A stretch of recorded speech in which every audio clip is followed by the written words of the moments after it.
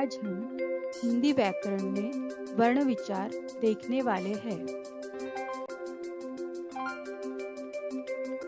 वर्ण किसे कहते हैं? वह छोटी से छोटी ध्वनि जिसके टुकड़े या खंड न किया जा सके उसे वर्ण कहते हैं। अ, ई, क, ख, च आदि वर्ण के उदाहरण हैं। वर्ण भाषा की सबसे छोटी इकाई है।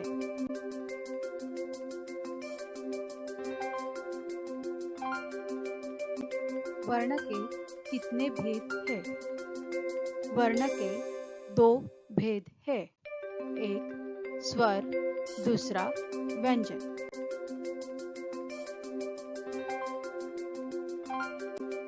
वर्णमाला किसे कहते हैं? वर्णों के क्रमबद्ध समूह को ही वर्णमाला कहते हैं। हिंदी वर्णमाला में कुल 52 वर्ण है, जिनमें 11 स्वर और 33 व्यंजन हैं। हिंदी वर्णमाला में 11 स्वर, 2 आयोगवाह, 25 स्पर्श व्यंजन, 4 अधस्थ व्यंजन, 4 ऊष्म व्यंजन, 4 संयुक्त व्यंजन, ऐसे कुल 52 वर्ण संख्या होती है।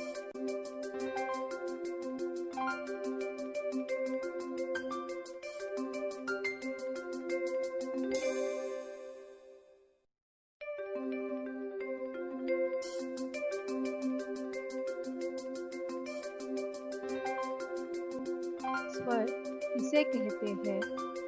इसके कितने प्रकार हैं? जिन ध्वनियों या वर्णों के उच्चारण में अन्य वर्णों की सहायता न लेने पड़े उन्हें स्वर कहते हैं। अ, आ, ई, उ आदि इसके उदाहरण हैं। हिंदी वर्णमाला में स्वरों की संख्या 11 है। स्वर के 3 भेद हैं: ह्रस्व स्वर, दीर्घ स्वर और लुप्त स्वर।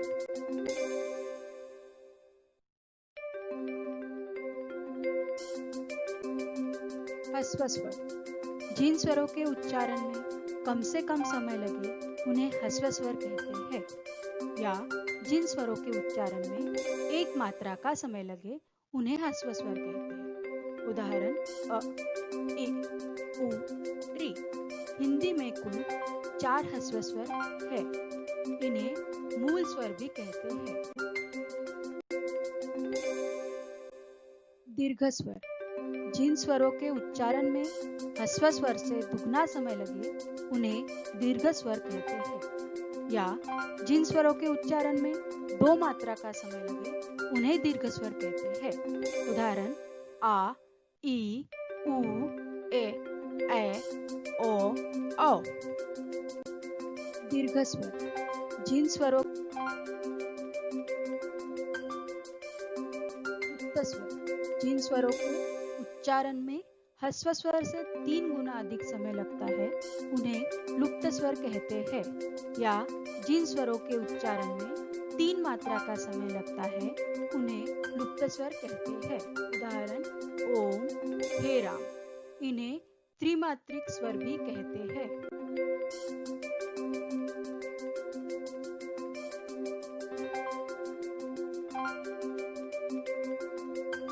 यहाँ हम 3 प्रकार के स्वर, ह्रस्व स्वर, दीर्घ स्वर और लुप्त स्वर और उसके उदाहरण देख सकते हैं। कुल स्वर 11 होते हैं। आयोगवाह किसे कहते हैं? हिंदी वर्णमाला में अम तथा आह को आयोगवाह की संज्ञा दी जाती है। इन्हें स्वरों के साथ तो रखा गया है, किंतु स्वतंत्र गति न होने के कारण इन्हें स्वर नहीं माना जाता है। स्वरों के साथ प्रयुक्त होने के कारण ये व्यंजनों के श्रेणी में भी नहीं आते हैं। स्वरों तथा व्यंजनों में से किसी के साथ योग न होने के बावजूद ये ध्वनि वहन करते हैं, इसलिए इन्हें आयोगवाह कहा जाता है। स्वरों की मात्राएं क्या है? स्वर जब व्यंजन के साथ मिलते हैं तो उनका रूप बदल जाता है। इस बदले हुए रूप को मात्रा कहा जाता है। अ के अतिरिक्त शेष स्वरों को जब व्यंजनों में साथ प्रयुक्त किया जाता है तो उनकी मात्राएं ही लगती है। अ की मात्रा नहीं होती।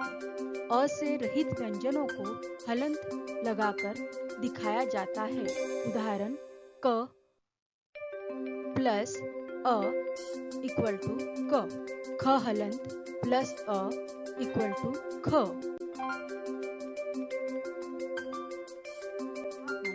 स्वर, उसकी मात्रा और शब्द प्रयोग देख सकते हैं। उदाहरण आ माता, इ दिन, ई जीत, उ कुछ, ऊ फूल, री कृषक, ए खेल, ए बैल, ओ कोमल, औ औरत। अनुस्वार तथा अनुनासिका में क्या अंतर है? अनुस्वार, जब वर्ण का उच्चारण केवल नासिका से हो तब वह अनुस्वार कहलाता है।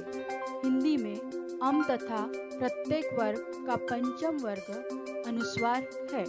उदाहरण चंचल, अंक, रंक, पंख, गंगा आदि। अनुनासिका, जब वर्ग का उच्चारण नासिका तथा मुख दोनों से समान रूप से हो तब वह अनुनासिका कहलाता है। उदाहरण पाँच, कांच, आँख।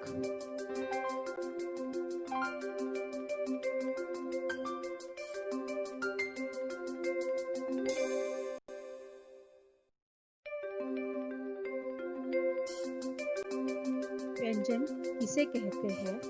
यह कितने प्रकार के होते हैं? जिन वर्णों का उच्चारण स्वरों की सहायता से होता है उन्हें व्यंजन कहते हैं। हिंदी वर्णमाला में व्यंजनों की कुल संख्या 33 है।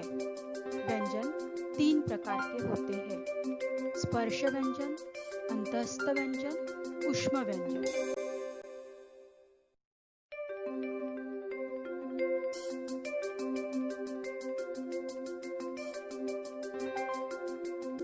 स्पर्श व्यंजन, जिन व्यंजन वर्णों के उच्चारण में श्वास वायु मुख के अलग अलग भागों को स्पर्श करती है उन्हें स्पर्श व्यंजन कहते हैं। हिंदी वर्णमाला में इनकी संख्या 25 है।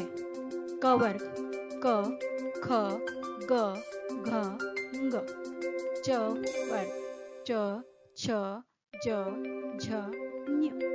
ट वर्ग ट, ठ, ड, ध, न। त वर्ग त, थ, द, ध, न। प वर्ग प, फ, ब, भ, म।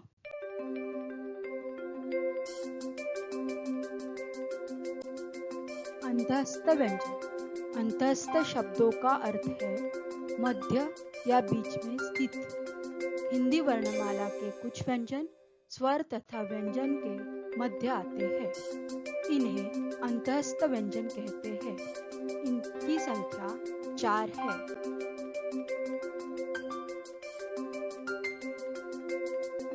ऊष्म व्यंजन, ऊष्म का अर्थ है गर्म। वे व्यंजन जिनके उच्चारण के समय वायु मुख से रगड़ खाकर गर्म हो जाती है, अर्थात मुख से गर्म वायु निकलती है, उन्हें ऊष्म व्यंजन कहते हैं। इनकी संख्या हिंदी वर्णमाला में 4 है: श, श, स तथा ह। संयुक्त व्यंजन किसे कहते हैं? हिंदी वर्णमाला में इनकी संख्या कितनी है? 2 व्यंजनों के मेल से बने वर्ण को संयुक्त व्यंजन कहते हैं। हिंदी वर्णमाला में इनकी संख्या 4 है: क्ष, त्र, ज्ञ, श्र।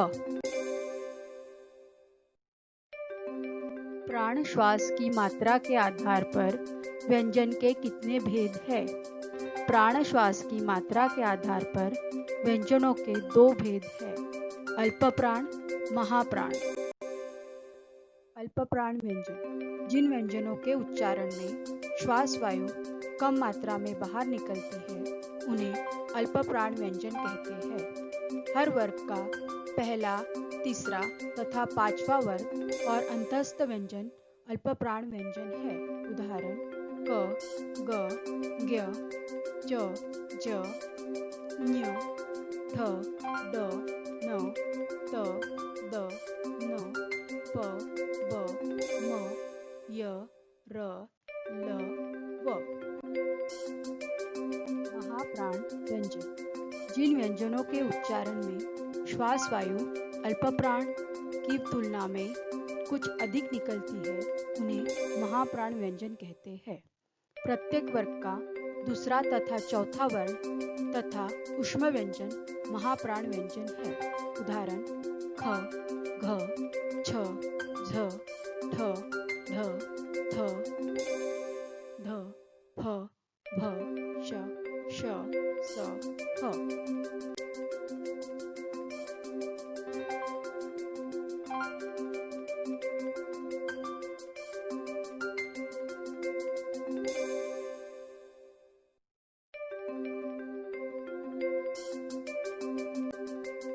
यहाँ आप व्यंजन और उसके प्रकार देख सकते हैं।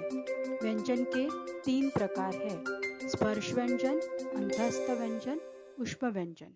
स्पर्श व्यंजन 25 है, अंतस्थ व्यंजन 4, ऊष्म व्यंजन 4, ऐसे कुल 33 व्यंजन होते हैं। Thank you for watching. See you in next session.